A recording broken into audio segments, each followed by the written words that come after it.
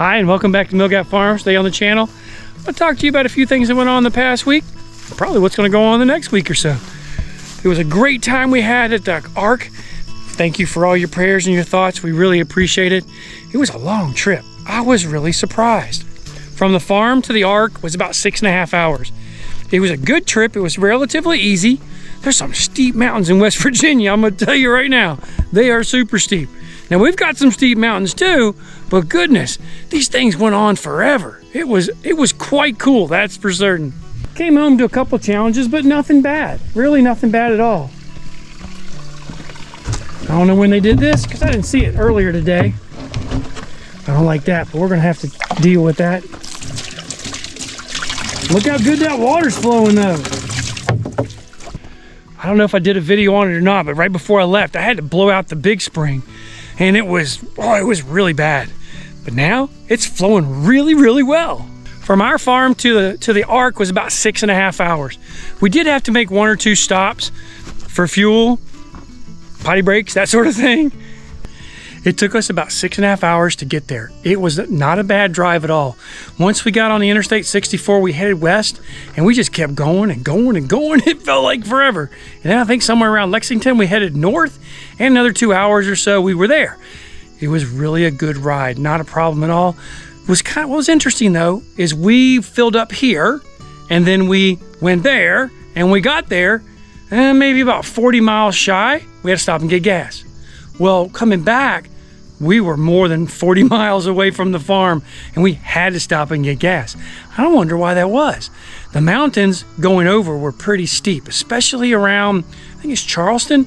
Getting in and out of there, wow. Now, once we got in Charleston, it was relatively flat. There was a river there, a navigable river, but prior to getting there, it seemed like it went on for like 15 miles going uphill and like 15 miles coming downhill. It's pretty wild. One of my friends borrowed this, and when I got home, I found this. That's the other half of the pigtail. So as soon as I got home, I had to fix it because someone wants to borrow it again tomorrow. And I got to charge it up too. You can see it plugged up there. This is a really cool tool that I bought maybe a few months back. It takes a 12-volt battery, and what it does is it helps me test my trailers. Comes with a couple little pieces, parts to make that happen, and pretty soon I'll do a video on it, show it to you. I think it's a really cool tool. Our farmsteader did really well. We didn't have any major problems. I am sad to say that that duck that was in the sick bay didn't make it. And you know, at some point we're all going to pass. I think the duck was like 4 or 5 years old, which for a duck on our farm, pretty good life. One of the things that kind of bummed me out when I came home was finding this. My wood fell over and it's about to go again. That third pile is going to go. Now, I remembered this one right here. I let Gabriel stack some of it. I'm not saying he did a bad job, but certainly it wasn't where it needed to be. And everything started leaning, kind of like what we're seeing right here. So this wasn't leaning that much last week. So I'm going to have to pull that one down and start over again. The same thing with this one down here. I'm going to have to do the same thing. I'm going to have to start all over and keep it really tight. And I think this time what I'm going to wind up doing is going back and forth, making sure I've got it stacked in there and packed in there really well. That's going to be a solid 3 cords of stacking. I'm going to do that tomorrow morning because this wood, believe it or not, is starting to dry up pretty well. You can see the colors. Originally, this wood was a sort of a pinkish color, but now it's starting to dry out. It's under the overhang and in direct sunlight too. This wood in here is looking pretty good. Thankfully, that didn't fall over. Can't say the same out here, but it did fall over in a nice even pile, didn't it? The wood we currently have is going to get us through about January. We need about 12 cords a year to get us through the heating season and hot water throughout the summer or the warmer months. Now, we don't burn as much wood in the warmer months. In fact, we do a thing called batch burning. And batch burning is when we just put in a small amount of wood, get it going. It brings the temperature right on up. Once that water temperature comes up, we shut the stove off and it stays warm for about 2 to 3 days. That being said, we don't burn as much wood in the summer. So we've been batch burning for the month of July. We'll batch burn through August as well. That's going to work well for us. It'll save a little bit of wood and give that wood back there a little more time to dry. We left on Sunday in the afternoon and we had a quick turn. So we had guests that were here and guests had to leave, and I didn't have the time to get our sheets done. So as soon as I got home, I started my sheets. Now they're on the line. It's time to put them in the dryer for that little final fluffing. And then tomorrow we have guests leaving and more coming on Saturday. Today is Thursday. When you get this, it'll probably be Friday. And hopefully I'll have gotten that cottage all nice and clean and got the entire farm mowed. We need to cut everything on the farm. We really do. From the house here, you see behind me, the house, right over here, the barn needs to be cut, especially over there.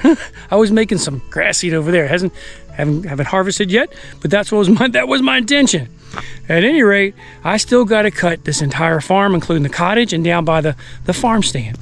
The farm stand sales did really well while we were gone. That's kind of cool. So I just stocked it up with some more 12s, and we've got to get the solar fixed, but the battery, it's kind of out of commission. I sent it back to SOK. When it comes back, I'm going to do a video on that and show you how I'm going to reconfigure it all and what they did for us with that battery. They're working on it right now, and it's going to be pretty cool when we get them back. We actually have 2 of them now, so hopefully we get them back. Everything's going to go really, really well. We did find a little problem with the side-by-side, and I'm not sure. That could have happened just about any time. The door handle broke on it. I've got to take the door apart and get that fixed. Really, that should only take me about an hour at the best. It usually takes me an hour to figure out what I got to do, and then about 10 minutes to fix it. We'll see how that all plays out. I don't know if I'll do a video on it or just show you that we got it done. Had a great time at the ARK. At the very end of this video, I'll put up a couple pictures of us doing various things. We didn't take tons of pictures. And one thing I'm really bummed out about was on, let's see, was it yesterday? Yeah, I think it was yesterday, our last day there. We were the first ones on the ARK, and we got a sticker for that. But I left my camera. How cool would it have been to walk through the entire ARK by yourself? Because we did. We walked all the way to the top.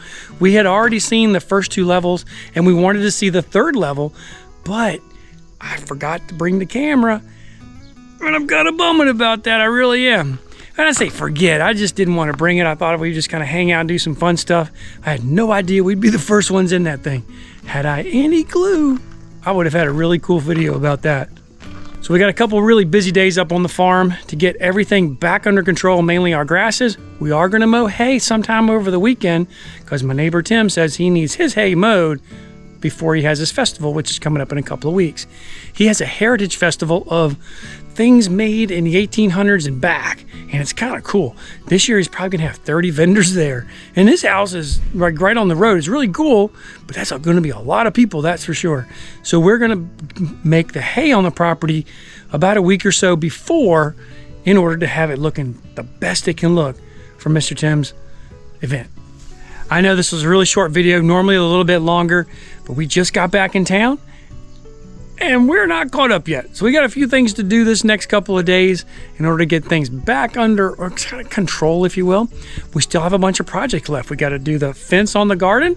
We need to do a fence in between the sheep so the males don't get in with the females, and we're lambing in maple season. That's a drag. And we got to do a fence project going down to the farm stand. That's the last thing I need to do right now. Really, the next one is the garden fence and then the fence between the sheep. That's really, really important. With that being said, we've got a lot going on.